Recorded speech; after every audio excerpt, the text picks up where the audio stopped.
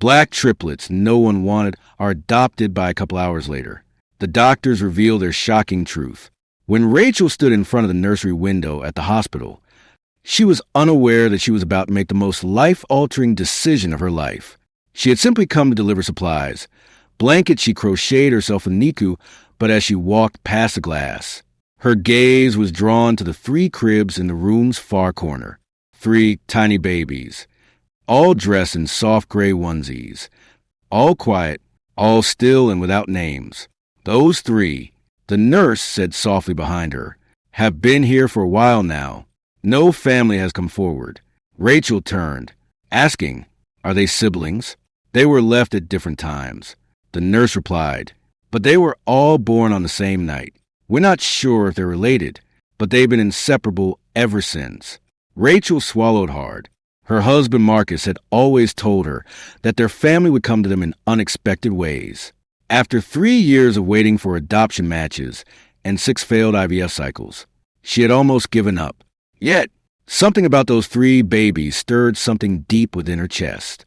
By that evening, Rachel couldn't stop thinking about them. She shared everything with Marcus. The way one girl had opened her eyes and gazed at her. The way the boy had clutched his tiny fist around the blanket's edge. Marcus, a middle school teacher who exuded calmness, listened and then smiled, suggesting, "Let's go see them together." Within a week, they found themselves in a conference room with hospital officials. The babies had been officially declared abandoned. Legal guardianship could be fast-tracked. "But are you sure?" the caseworker asked. 3 infants is a lot. They're not technically related. It's unusual. "We don't need them to be related," Marcus responded. "We need them to be safe, to be loved."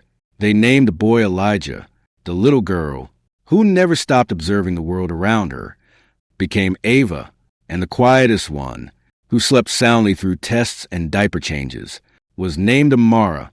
That weekend, they took them home, transforming their quiet 2-bedroom into a symphony of soft lullabies, 2 a.m. feedings, and overflowing baby clothes.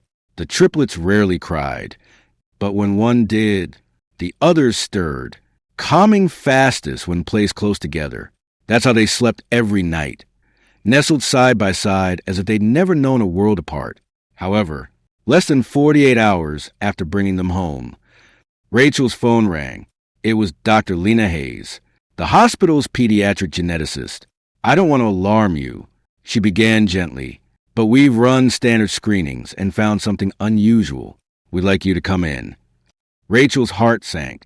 She hung up and turned to Marcus, who was already rocking Amara in his arms.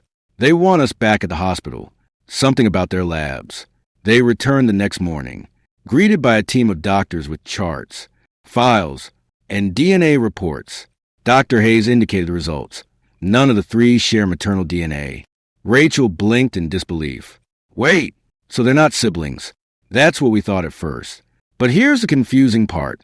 They all share the same paternal DNA. Exactly the same, down to rare markers we almost never see." Marcus frowned. "So you're saying they have the same father but different mothers?" "Yes, and all born within a 3-hour window." Rachel felt dizzy. The odds were astronomical. How is that even possible? Dr. Hayes hesitated. "We're looking into it. There are troubling patterns suggesting this may not be a coincidence." She didn't elaborate, but her tone was heavy with meaning. Rachel looked down at the babies. Elijah asleep in Marcus's arms. Ava curled against her shoulder. Amara softly sucking her thumb. She didn't care who birthed them or what story their DNA harbored. They were hers now. That night, while feeding Elijah, she whispered, "Whatever happened before doesn't matter. Sweetheart, you're safe now. You're home."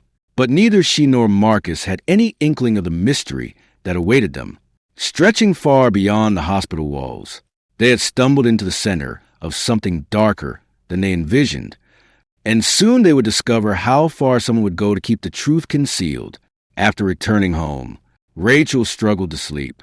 Even with the babies safely tucked in their bassinets and Marcus's steady breathing beside her, she lay awake, staring at the ceiling as unease tightened around her chest.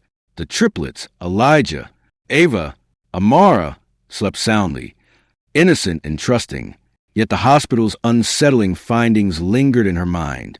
The next morning, while Marcus fed the babies, Rachel found herself dialing Dr. Hayes's number again. "Please," she pleaded, her voice trembling. "Tell me everything you couldn't say yesterday." A long silence hung on the line until finally the doctor spoke. "There's an ongoing investigation. It's sensitive, but you deserve to know what you're involved in." Rachel listened, stunned. It turned out the hospital had flagged their births months prior, not because they were abandoned, but due to peculiar circumstances surrounding their deliveries. Each of the 3 babies had been delivered by different mothers, all around the same time, none with prior prenatal records in the hospital system. No family members had come forward. Every birth mother had provided false identities, addresses leading nowhere, phone numbers that didn't exist. The hospital hadn't connected the dots until the genetic screenings revealed these weren't merely 3 abandoned babies. They were 3 pieces of something larger, something orchestrated. A week later, an FBI agent arrived at Rachel and Marcus's home. Special Agent Monroe, a woman in a dark blazer adorned with kind eyes, sat with them at their kitchen table while the triplets napped in the nursery. "We believe the triplets' biological father was involved in a black market fertility operation," she stated, causing Rachel's stomach to twist, not in the way one might expect. Monroe continued, explaining that there's growing evidence indicating certain unregulated clinics overseas have been using stolen or trafficked genetic material, sometimes without the mother's full understanding. Rachel felt ill. "You mean they didn't even know what they were carrying?" "In some cases, yes," Monroe grimly replied. "Surrogacy rings, women forced or deceived into pregnancies they didn't choose, documents forged, babies channeled into illegal adoptions." Rachel pressed her hand over her mouth, acutely aware of their reality. "And our babies?" Monroe's voice softened. "They survived. They found their way to you. That's the miracle." Marcus reached for Rachel's hand beneath the table. "But why would someone abandon them at a hospital?" he asked. "Someone inside had a conscience." Monroe revealed, "We believe one of the nurses realized what was happening and, rather than let them disappear, left them here where someone good would find them." Rachel swallowed hard, her heart breaking and healing simultaneously. "And their biological father?" Marcus asked. Monroe shook her head, still unidentified. "His DNA isn't in any official system, but what matters is that they're safe now." Standing, she smoothed her jacket. "You don't have to be afraid. No one is coming for them. You are their family. Legally, forever." Rachel stood too, her knees trembling. "Thank you," she whispered.